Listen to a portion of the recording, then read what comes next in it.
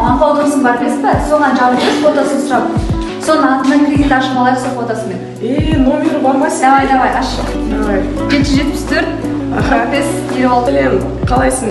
Сенің фотоң бар ма? Маған керек болып тұр еді. О, сәлем, қалайсың? Менде фото бар.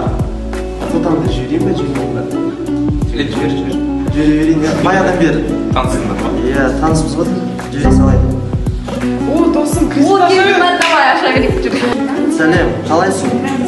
Маған фотосын жіберейін бе? Ой, жоқ, жібермей болмады. Иә, там, бірдеңке болып қалса, жоқ. досым жібермей жүр жатыр. Өй, онда жүр келесіз көше салайық, жасаған келесіз. Давай, жүр. Бір қыздың инстаграм тауып алдым. Вроде әдемі екен. Фотосын сұрайын ба? Я, давай, ты смело, сұрай.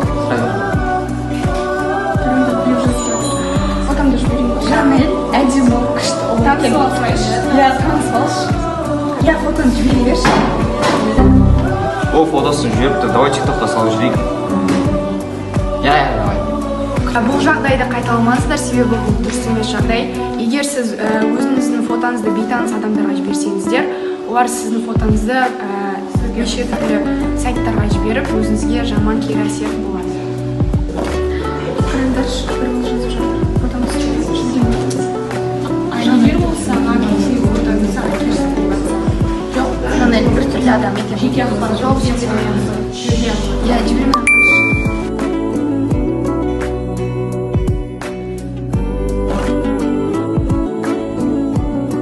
Бүгінгі сабақ маған ұнады. Жансая мен Алдамирға рахмет. Енді осындай жағдайларда қалай өзімді ұстау керек екенімді білетін боламын. Сын сағат маған өте қатты ұнады. Алдамир мен Жансаяға өте үлкен рахмет. Себебі мысалға айтқанда бізге ұнағаны өте қатты рөлдік ойын. Біз осы рөлге қатты беріліп, қаншама ситуацияны қарастырдық. Сол үшін мен ризамын. Саған өте қатты ұнады. Маған керекті ақпараттарды білдім жайлады.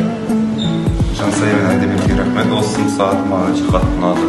Өзіңізді қорғап, бейтаныс адамдарға жеке фото суреттеріңізді немесе жеке ақпараттарыңызды жібермеңіз. Қауіпсіз болу үшін тек сенімді адамдармен ғана байланыстыңыз. Әрқашан абай болыңыз және интернетте сақ болыңыз.